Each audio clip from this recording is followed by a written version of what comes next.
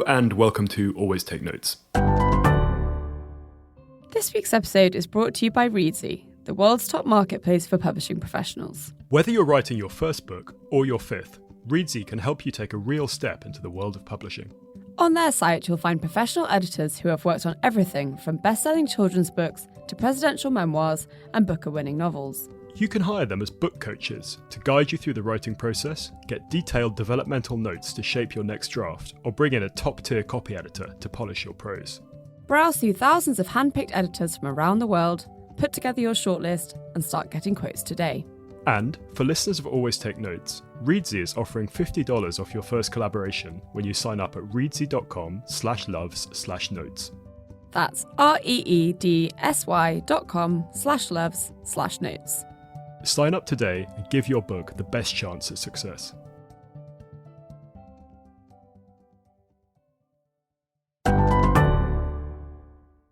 Hello and welcome to Always Take Notes.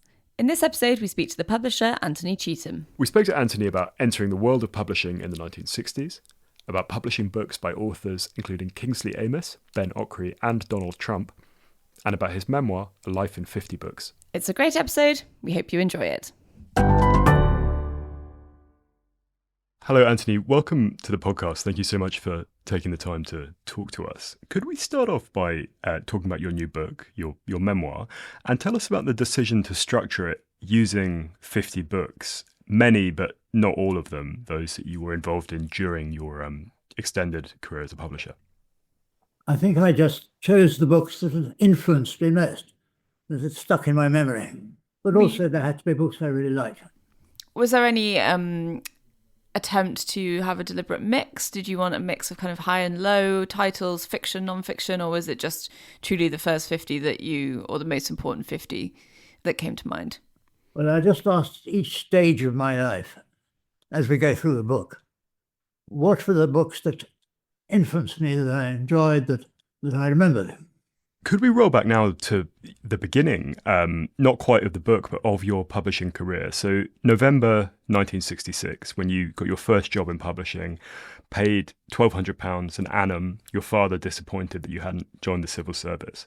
Could you take us back to where you were in your life then, and then also what the London publishing scene looked like then compared to how it is today? Well, I had no intention of being a publisher. I had always said to myself that if I managed to get a first-class degree in history at university, I would become an academic. But if I failed, I'd look for something else. And I didn't get a first, so I tried something else. And I remember thinking that it was a very nice way of making a living, that you actually got paid to read books. My father didn't agree with me. He was a diplomat, and he would much have preferred me to follow in his footsteps. And what was publishing like at that time? Well, it was very much less organised than it is now. What we have now is a small number of really rather large firms with an international presence. Then there were all sorts of little players in the field, and in a way it was much more fun. And could you tell us about this first firm that you worked for, so the New English Library? And we saw that they'd had a particular success with this book called The Carpetbaggers by Harold Robbins that is little known now, but was an absolutely enormous success at the time. Well, I can't tell you much about The Carpetbaggers because I don't think I ever read it. We just happened to be publishing it when it arrived. So I didn't acquire it. No, my first big hit was Dune. And the first book I really remember was when I was still at a little school in Vienna when I was 4. And that was the Tales of the Brothers Grimm, a version that was written for children. When we lived in Vienna, I went there when I was only 4, and I actually learned to speak German before I spoke English properly. And just returning to June, we saw that you claimed to have read this overnight when it was brought into the office, but in fact you'd read an earlier serialized version when you were in Norway. Tell us about what you thought of that novel at the time, and then your involvement in this huge success that it became. Well, it's quite common for fanzines, as they call them, science fiction fanzines, to publish excerpts or bits of stories when they're first written. And I happened to have a subscription to one of those magazines, and I'd actually read the beginning of Dune, the first part of it. And I thought, wow, this is a terrific story, and we must buy it immediately. And my boss said to me, how quickly can you read it? Because we're under pressure from the people who are offering it to us. And there'll be other contenders for the book. And so I said, I'll read it overnight, which was a bit of a fib. Well, of course, I'd only read the first section. But I came back and I said, right, it's fantastic. We have to buy it. And so we did. What was it about that story, or what did you recognise in the story that you felt was certain to become a success? I just thought it was a magnificent boy's adventure. It takes you to an imagined world where all sorts of things happen, stimulates the imagination, and you really can't wait to learn what happens next as you go through it. And another anecdote that stood out from the early phase of your career was Yoko Ono's Grapefruit and this extraordinary signing that you had to organise where they were mobbed, but then you had to end up impersonating her signature. Could you tell us about that? Yes, well, it was an extraordinary experience. We made this agreement that we would have a signing session at Selfridges for Yoko Ono, and that she would be accompanied by her husband. And we drove up in the car, and literally in the 20 seconds that it took to get from the car into Selfridges, the place was mobbed, and it was simply overwhelmed with people. And inside, they cleared the whole store, the ground floor of the whole store, so that they would have lots of people could come in and queue up to have their books signed. And we very rapidly ran out of books signed, so I sat behind a screen with our publicity manager, and we signed for them. So I'm afraid there will be people today who think they've got a signed copy of Grapefruit signed by John Harrison, but they haven't. They haven't signed by me. Yes, they'll have to do some detective work to try and work out who's got the fraudulently signed ones. What was the process of working with Yoko Ono on that book like? I mean, it was a piece of conceptual art, right? Well, actually, we didn't see them again after that. I tried to commission Harrison to write a book for me, but of course he was already so famous, and it would have cost me millions to get it, and so I never did. Moving forward a little bit, could you tell us about Confessions of a Window Cleaner? So this book that you had a extraordinary role in developing, and we saw that you were speaking with Christopher Wood, who'd written a semi-autobiographical first novel, and he'd made £120 altogether, obviously worth a bit more in those days than now, but still very little money. And he asked you how he could make a living from his writing, and you had this lunch at the Ritz in Piccadilly where you cooked up this idea. Tell us about that. Well, I said, let's set ourselves a challenge. We set off from where I lived in Wilton Place, and we had to walk up to have our lunch at the Ritz. And I said, let's set ourselves a challenge and see if we can come up with a world-beating idea by the time we get there. And we mused back and forth about it. And finally, he came up with this idea of a cheeky chappie, working-class window cleaner, who witnessed what was going on inside the houses where he was cleaning the windows. Mostly he was interested in seeing whatever sexual activities were going on the other side of the glass. And that was Confessions of a Window Cleaner. It was then very generous to me because it really did become a bestseller. It sold more than 1 million copies. And they paid for one of my children's schooling after that. And we remained friends for many years. That'll do it. I wonder if you have a approach or a way of assessing ideas when they're being pitched to you. How do you sense whether something's got potential? Is it just kind of a gut feeling, or is there a kind of mixture of gut and brain as someone else has described it to us? Well, I think there are two transcendent qualities one looks for. One, does it engage your emotions? Do you say, I'm feeling part of this story? I can see it from the point of view of the character. Fiction or non-fiction, it doesn't really matter. So it's emotive. Is it resonant? Is it memorable? Do you want to say, my God, you put that well? And you're best known as a publisher, but you've also been on the other side of the fence because in 1972 you were commissioned by Weidenfeld and Nicholson to write a short book on Richard III, and this was edited by Antonia Fraser, who we've also interviewed. But what did you learn from that experience of actually writing a book rather than commissioning and editing one? I was quite frightened, I have to say, but having got my second-class degree in history, I thought, come on, let's have a go. See how it works out. And I set myself a very strict routine. Every night, I would drop what I was doing at 10 o'clock and start writing. And at 2 o'clock in the morning, I would go to bed. So I had those 4 hours a day to get it written. And I had 3 weeks to write it in. That was my deadline. So I did just manage to creep in inside the deadline. And so that was the start of my career as a writer. And you were promised a flat fee of £750 and then you got a bonus of £250 on delivery. Do you know roughly how much that is in today's money? No idea, no. Fair enough. Well, it's a nice sum to get, but it wouldn't have seemed an awful lot even then. And then it's also striking reading your book that you've had this real entrepreneurial element to your career. So setting up new imprints, new publishing companies, so Futura, Century, and so forth. Was that always something that you wanted to do, or was that just how things tended to work out? Well, I think actually I define a publisher's role as creating intellectual property. You have ideas, and then you find the people who can execute them. And that's what we should be doing as publishers.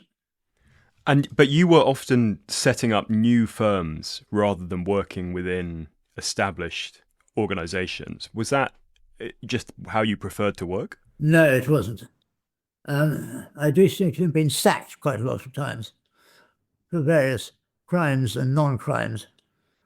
I mean, I had an interesting relationship with Robert Maxwell. I was one of the few human beings on earth who actually liked him. But in the end, he fired me. And in other cases, oh yes, well, there's a very elaborate story. Have you got time for an elaborate story?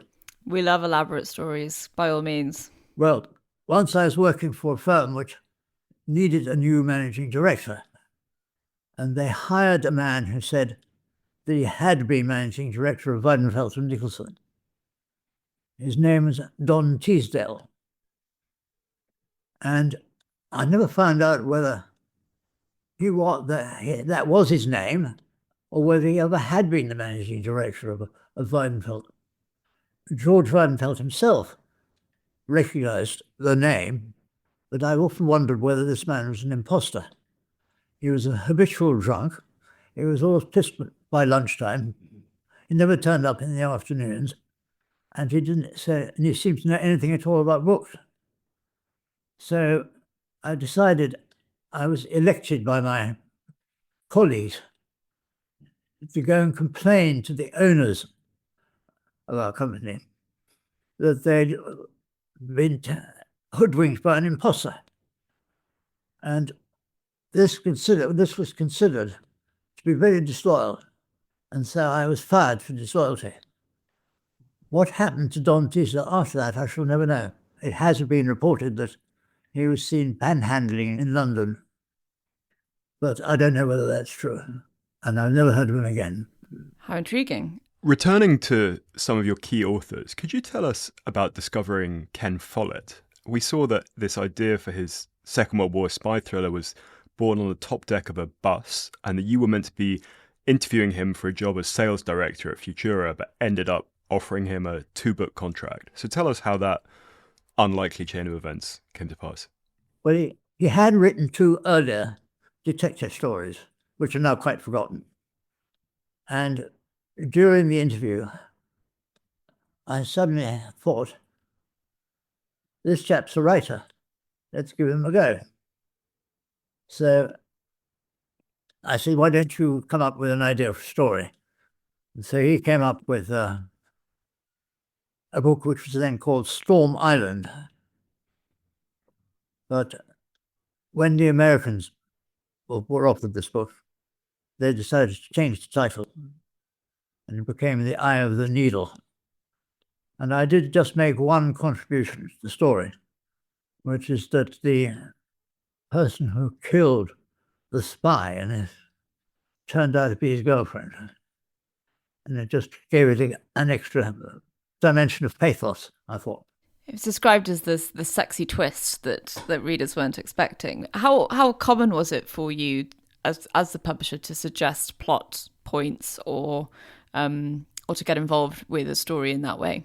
Well, I think in all the crime fiction I've ever read, it is the twist at the end, who done it and why, that is really the fun bit and the thing that makes you want to read it. And I've spent a lifetime publishing crime books. And I'm also been lifelong friends with a man called Otto Penzler, who was the king of American crime publishers. And he basically fed me all the authors I should be publishing, the American ones anyway. And funny enough, he's still around and we still see each other now, 50 years later or whatever. Turning to another writer, could you tell us about your involvement with Maeve Binchy and the role that she played for you at Century in particular? Oh, that was an interesting coincidence we got Maeve Binchy, because she had produced a book while I was still working for Robert Maxwell at the British Printing Corporation. And after I got fired, I suggested to my then wife that she make a deal with Robert Maxwell and say, look, I'm not going to try and nick any of your authors when I start again in another firm, on condition that you let me take with me just one of your authors, Maeve Binchy. So Maeve Binchy came with us, and she had written 2 books of short stories by the London Underground. But after that, she became a super best-selling novelist everywhere in England, Ireland, and America. She was the queen of the bestsellers. And at Century, how did you end up working with Gail Roebuck? And then how critical are those kind of relationships between the two founders in a publishing venture? What is the kind of important chemistry to have at that stage of getting a new business off the ground? She and I were introduced again by my ex-wife, Rosie de Courcy. And when we set up our new company, the others had to serve out their notice, the other people whom we were recruiting. So Gail and I found ourselves in a little office, just the 2 of us, and got to know each other pretty well. And so when we got going, we agreed that she would join. And then we worked together all the way through till she became very much more famous and married a very famous man. And now she's still, I don't know whether she's retired, but she's still Baroness Roebuck and a very senior figure in the world of Bertelsmann, massive German conglomerate. And you talk in the book about having lunch with Kingsley Amis and it being very boozy. And that's obviously a sort of cliche, I suppose, of publishing. But tell us a little bit about how important the kind of boozy lunch was to publishing in the early days of your career. I'd say that the business lunch, or so-called business lunch, was an absolutely obligatory ritual for all publishers. It's the way you communicate with authors, it's the way you communicate with other publishers, and nobody has an empty diary. When we all go out to lunch, we know all the best restaurants in London because they're on expenses. So yes, a very important part of a publisher's life.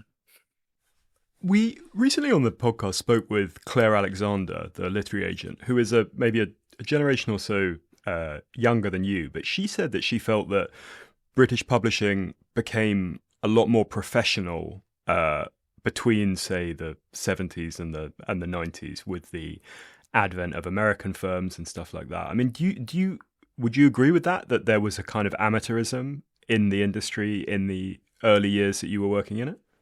Not noticeably, no.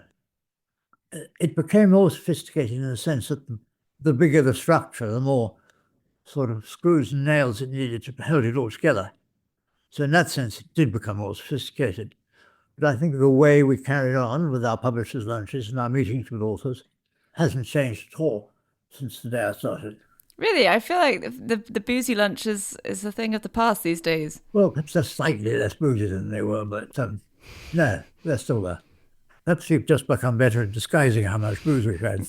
Perhaps. Just turning to another author and a kind of contemporary figure as well, you published The Art of the Deal by Donald Trump. And then we saw that you agreed to get his daughter Ivanka to write a novel as well. Could you tell us about that experience? Well, of course, I had absolutely no premonitions of any sort that Trump was going to be the 37th president of the United States. He just a businessman who wrote a book called The Art of the Deal, which was a New York Times bestseller. Nobody in England seemed to have heard of Trump or be interested in him. So I bought it for a very small sum of money on the understanding that he would come over and help us with the launch of it. So he usually arrived on his private jet, and we got to know each other a bit to stay the weekend. And he brought Ivanka with him. And by the time he left, we'd commissioned a novel from her. I'm not sure whether she ever wrote it. I think she probably didn't. Or if it was so unpublishable that it never found a publisher. So you spent the weekend with him. What was he like? He looked the same, behaved the same as he does now. Quite extraordinary. Okay, so he's aged a bit, but even now he doesn't look that much older than I remember him. I remember him coming down the steps of his private plane, and he looks just like he does now when I turn on the news every day. You talk in the book, kind of vis-a-vis Trump, your own set of virtues for the art of the deal in publishing. Could you tell us about that, about what you think is the critical way to approach making a publishing arrangement? Well, I know what I said in the book, that I simply made it up backwards. What goes into making a deal? I think it's having a good idea and having the determination to pursue it. And I found that one of the most valuable things in my career is sometimes you have an idea, you never find an author. The idea stays in your head, and eventually you say, aha, this is the person I should get to write that book. I don't think I'd ever be tempted to get President Trump to write any other book. Well, he said that he didn't actually write it, didn't he? In the book, you say that he claimed he didn't write it and that he'd also never met the ghostwriter. Yes, I think he's probably exaggerating a bit there. In terms of the deal of publishing, how do you decide how much to pay for a book? These days, there's obviously financial models and artificial intelligence and things that can help with that. But how do you decide how much a book is worth? Well, that's a secret. I'm not sure I should be telling you that. No, actually, it's not a secret. I just say, okay, do I think it'll be a success? Who will buy it? When? Women? Do you have to be mass market? Will it be very much for high-minded people? Or would it be a mix of that? And I just think it's a guess. An informed guess for being around in publishing for a long enough time to see what's happened to your past ideas.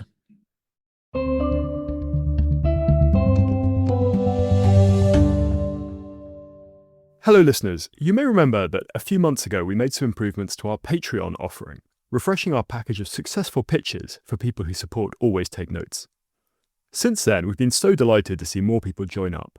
We've loved hearing from you about how useful you found the package and the podcast, but we're really keen to keep expanding the benefits available to all the people who support us. So with that in mind, we've added 40 new pages of material to the package, including pitches to the New York Times, the Washington Post and the BBC.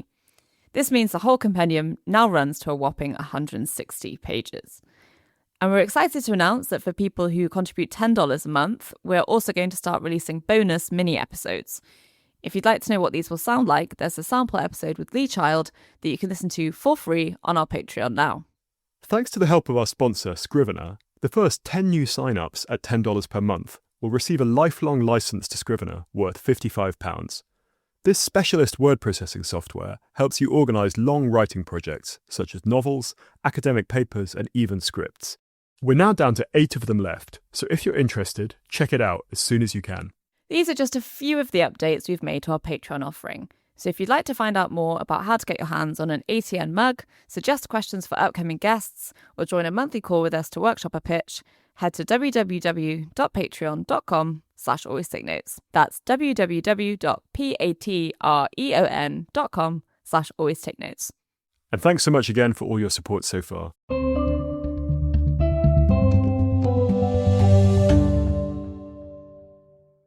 Another area that comes up in other interviews we've had is about the royalty system, and particularly whether it is fair for authors, whether they get a fair shake of the proceeds. What's your sense? Do you think it is a kind of just model for how to run a publishing business, or are there potential alternatives? No, I think it's pretty fair. It's market economics. If there's a demand, you supply it. If you charge too much, nobody buys it.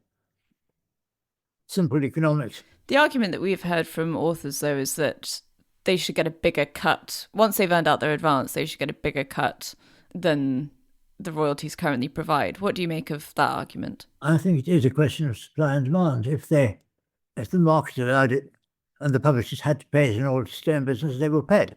And if they don't, they won't. So I think the market adjusts itself. And this is obviously a more complicated question to answer because what inflation has done to the numbers. But during your career, what broadly happened with advances? Was there a period where they went up and then they came down, or how has it varied across different genres that you've been working in and things like that? Generally, the amounts of money that have been being paid for books, how has that varied? I think it varies very much to what people think is in fashion at the time. Right now, there's a category called romantasy, which is basically semi-porn for girls.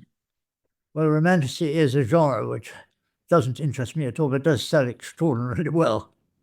And I've never published it because I wouldn't be able to tell a good romantasy from a bad one. But the company I'm still sort of associated with, which is Bloomsbury, publishes a lady named Sarah J. Maas, who is the grand mistress of the genre and keeps the whole company afloat. Well, there are many other good things too, but that's the best. The new Sarah J. Maas announced for the next season will actually send the share price up before it sold a single copy. Yeah, she's an extraordinary success. Another thing that you talk about in the book is the titles that you didn't end up picking up. So one of them is A Brief History of Time. Can you tell us a little bit about the process of coming across that manuscript and then how it didn't come to be under your stewardship? Well, I'd heard that this book was a really, really clever book about the origins of everything. So I was after it. I was asking, may I see it? Is it finished? You've got a manuscript? And I knew who the agent was. And by absolute chance, I ran into the agent at a Gents Lou in America, their annual booksellers convention. And I just said to the agent, have you got it? Has he finished it? And he said, yes, do you want to see it? I've got a copy with me. So he gave me the copy, and I thought, wow, this is good. And I read it on the plane going home, and I thought, actually, I don't understand a word of this book. It's all gobbledygook to me. And so I gave it to Century Hutchinson, how we had a science editor there. And he told me that the science was all wrong. And so I thought, well, surely not. Stephen Hawking is much too eminent to be dismissed like that. But I thought, if you've got a science editor, you've got to take his advice, because otherwise, what's his function? So I turned it down. You write in the book, going back to the Century days and after you were bought by Random House, about how kind of ruritarian and bizarre some of the internal politics in Random House was at that time. So Chatto and Windus recording losses greater than their turnover, the Bodley Head known as the Oddly Dead. I mean, do you think publishing companies have particularly strange internal politics in organisation compared to other businesses, or do you think in any? No, I think this was a unique accident. The thing is that the company was owned by an American company who bought Random House, but their basic business was that they owned most of the cable television in America. And whether or not we made money in London with this subsidiary that they bought really didn't bother them. And I remember saying to their accountant, I said, I'm really sorry, but we missed our budget. You know, we missed it by whatever it was. It wasn't a huge sum. But I was, fairly proud of the fact that they didn't usually meet budgets. And he said to me, Anthony, you really don't need to bother. We get $10 billion a year from our cable company. And what you do or don't make is just a drop in the ocean. So don't worry about it.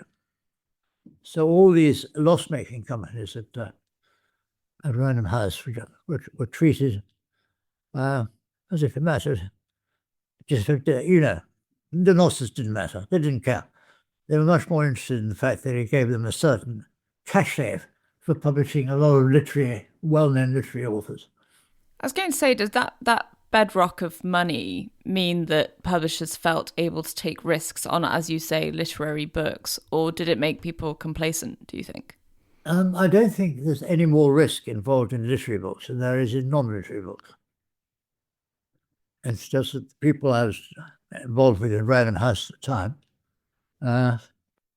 were actually no good at the economics of it. There was one man there, the managing director of Jonathan Cape, who was absolutely brilliant. And all his books made pots and pots of money. But there were others just no good at the money of publishing at all. Another interesting point you make about the state of the industry is your suggestion that too many books are published each year, and therefore the return on each one is too low. Could you expand on that a little bit? I think that generally speaking, yes, we publish far too many books. And I think it's just a reflection that it's easier to say yes than to say no when one of your editors comes up and says, I really want to buy this, I'm very enthusiastic about it. Could I have your say-so to go ahead? One does have to say no every now and again. Well, quite often. Definitely.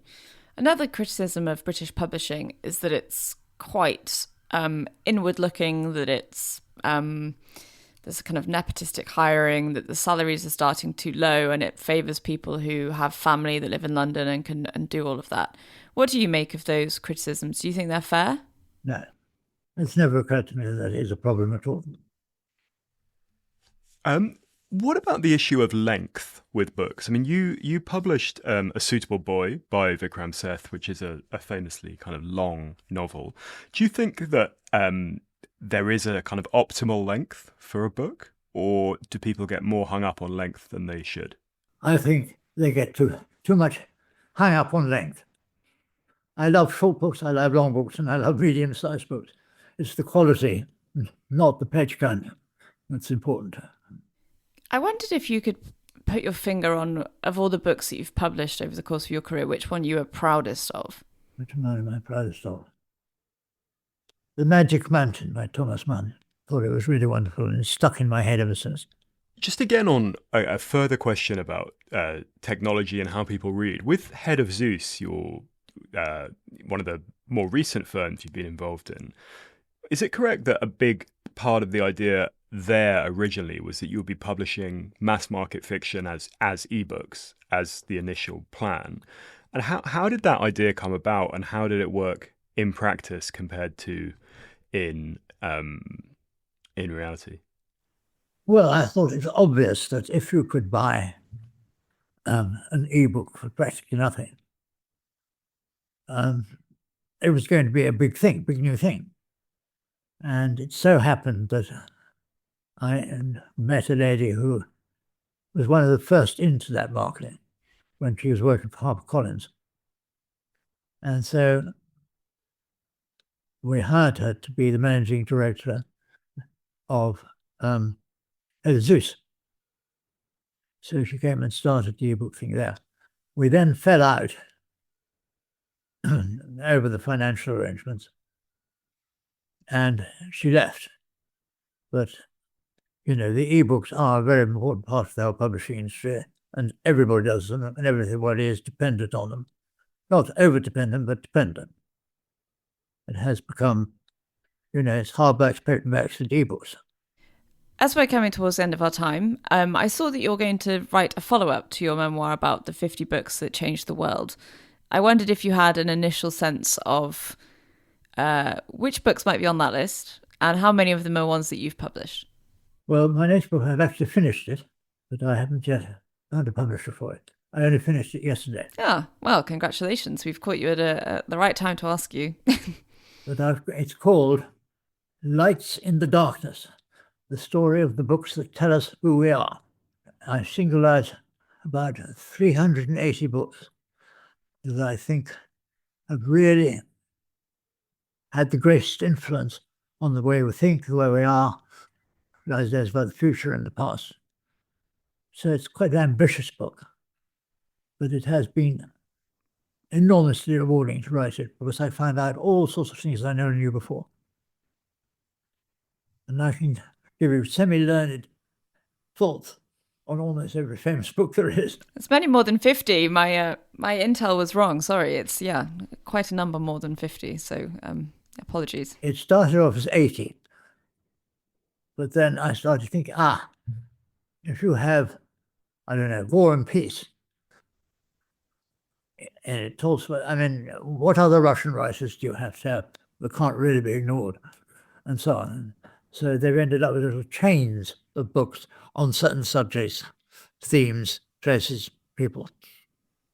And I had a difficult time with various diseases and operations. I've had cancer, I've had to have a heart bypass, I've spinal fractures. You probably see I'm a bit of a wreck. But writing these books, Lights in the Darkness, has really been part of surviving it all and saying, I don't care if it hurts and I don't care what happens tomorrow, that I've got something else to think about. And as a final question from me, could you tell us about your interest in trees? Did that begin via Thomas Pakenham? We saw the Antonio Fraser's brother. Tell us about where you first became interested in that sort of thing. I think it started when I moved to the country. And I planted in this place where I'm now sitting. I have a wood of about 75 acres where I planted 30,000 trees. And I published a lot of books about trees, including Thomas Pakenham, but many more as well. And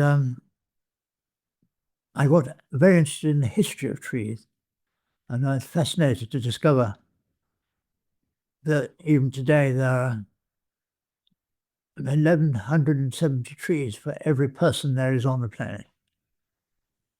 And they arrived on Earth, the first trees, 400 million years before we did. And finally, we know now that they learn to talk to each other through their roots and to feed their young, which I think is a pretty extraordinary combination. So I'm sort of wondering whether they might be described as the senior partners in the story of life. Well, that feels like a fitting note to end on. Thank you so much, Anthony, for your time. We're wishing you the very best with this book, the next one, and all your other projects going forward. And thank you.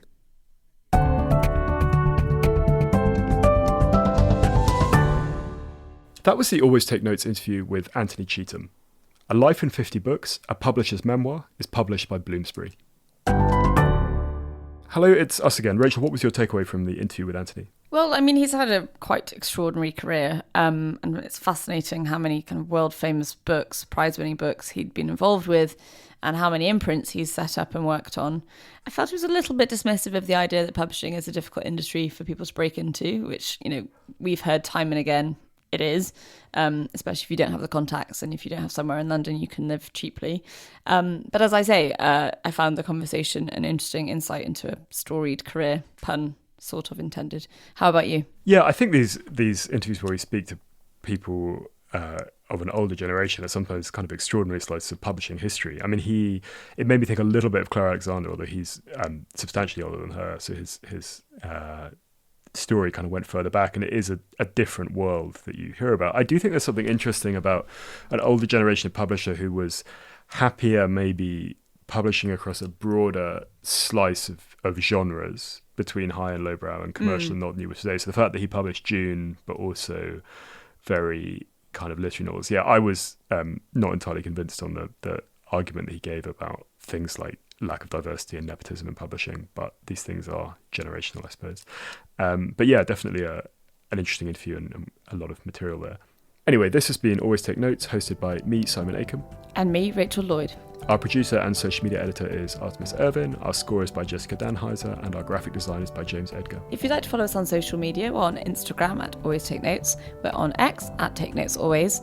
If you'd like to support us on our crowdfunding page on Patreon, we're on there under Always Take Notes. And if you'd like to leave a review on iTunes or get in touch with us via our website, please do. Many thanks. Goodbye.